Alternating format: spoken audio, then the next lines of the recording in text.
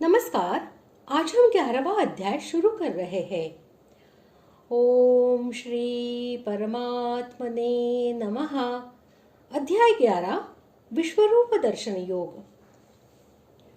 इस अध्याय में अर्जुन के प्रार्थना करने पर भगवान ने उनको अपने विश्वरूप के दर्शन करवाए हैं। अध्याय के अधिकांश में केवल विश्वरूप का और उसके स्तवन का ही प्रकरण है। इसलिए इस अध्याय का नाम विश्वरूप दर्शन योग रखा गया है। अब हम पहले श्लोक का अर्थ जान लेते हैं। 10वें अध्याय के 7वें श्लोक तक भगवान ने अपने विभूति का तथा योग शक्ति का और उनके जानने के महात्म्य का संक्षेप में वर्णन करके 11वें श्लोक तक भक्ति योग और उसके फल का निरूपण किया। इस पर 12वें से 18वें श्लोक तक अर्जुन ने भगवान की स्तुति करके उनसे दिव्य विभूतियों का और योग शक्ति का विस्तृत वर्णन करने के लिए प्रार्थना की। तब भगवान ने 40वें श्लोक तक अपने विभूतियों का वर्णन समाप्त करके अंत में योग शक्ति का प्रभाव बतलाते हुए समस्त ब्रह्मांड को अपने एक अंश में धारण किया हुआ कहकर अध्याय का उपसंहार किया।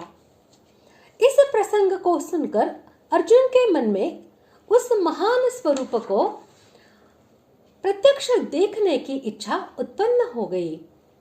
इसीलिए इस 11वें अध्याय के आरंभ में पहले 4 श्लोकों में भगवान की और उनके उपदेश की प्रशंसा करते हुए अर्जुन उनसे विश्व रूप का दर्शन कराने के लिए प्रार्थना करते हैं। श्लोक पहला। अर्जुन उवाच मदनुग्रहाय परमं गुह्यमध्यात्म संज्ञितं यत्त्वयोक्तं वचस्तेन मोहोऽयं विगतो मम। श्लोक का अर्थ। अर्जुन बोले, मुझ पर अनुग्रह करने के लिए आपने जो परम गोपनीय अध्यात्म विषयक वचन अर्थात उपदेश कहा, उससे मेरा यह अज्ञान नष्ट हो गया है।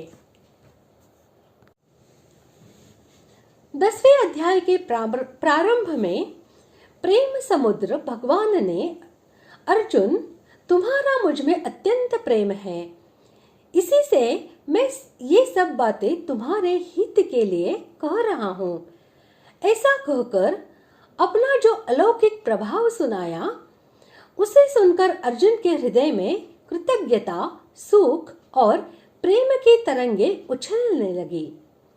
उन्होंने सोचा, आहा, इन सर्वलोक महेश्वर भगवान की मुझ तुझ पर कितनी कृपा है, जो ये मुझ क्षुद्र को अपना प्रेमी मान रहे हैं और मेरे सामने अपने महत्व की कैसी कैसी गोपनीय बातें खुले शब्दों में प्रकट करते ही जा रहे हैं। अब तो उन्हें महर्षियों की कही हुई बातों का स्मरण हो आया और उन्होंने परम विश्वास के साथ भगवान का गुणगान करते हुए पुनः योग शक्ति और विभूतियों का विस्तार सुनाने के लिए प्रेम भरी प्रार्थना की। भगवान ने प्रार्थना सुनी और अपनी विभूतियों तथा योग का संक्षिप्त वर्णन सुनाया। अर्जुन के हृदय पर भगवत कृपा की मुहर लग गई।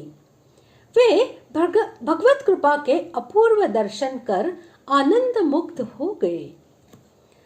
साधक को जब तक अपने पुरुषार्थ, साधन या अपनी योग्यता का स्मरण होता है, तब तक वह भगवत कृपा के परम लाभ से वंचित सा ही रहता है। भगवत कृपा के प्रभाव से वह सहज ही साधन के उच्च स्तर पर नहीं चढ़ सकता, परंतु जब उसे भगवत कृपा से ही भगवत कृपा का भान होता है और वह प्रत्यक्षवत यह समझ जाता है कि जो कुछ हो रहा है सब भगवान के अनुग्रह से ही हो रहा है। तब उसका हृदय कृतज्ञता से भर जाता है और वह पुकार उठता है, ओहो भगवान, मैं किसी भी योग्य नहीं हूँ, मैं तो सर्वथा अनधिकारी हूँ। यह सब तो आपके अनुग्रह की ही लीला है।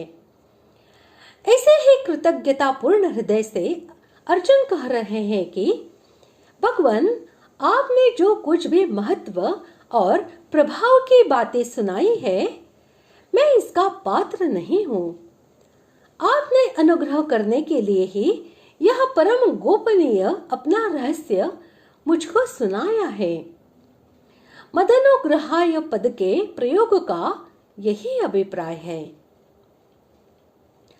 10वें अध्याय के पहले श्लोक में जिन परम वचनों को भगवान ने पुनः कहने की प्रतिज्ञा की है और उस प्रतिज्ञा के अनुसार 11वें श्लोक तक जो भगवान का उपदेश है एवं उसके बाद अर्जुन के पूछने पर पुनः 20वें से 42वें श्लोक तक भगवान ने जो अपनी विभूतियों का और योग शक्ति का परिचय दिया है तथा 7वें से 9वें अध्याय तक विज्ञान सहित ज्ञान के कहने की प्रतिज्ञा करके भगवान ने जो अपने गुण, प्रभाव, ऐश्वर्य और स्वरूप का तत्व और रहस्य समझाया है, उस सभी उपदेश का वाचक यहाँ परमम, गुह्यम और अध्यात्म संगीतम इन तीनों विशेषणों के सहित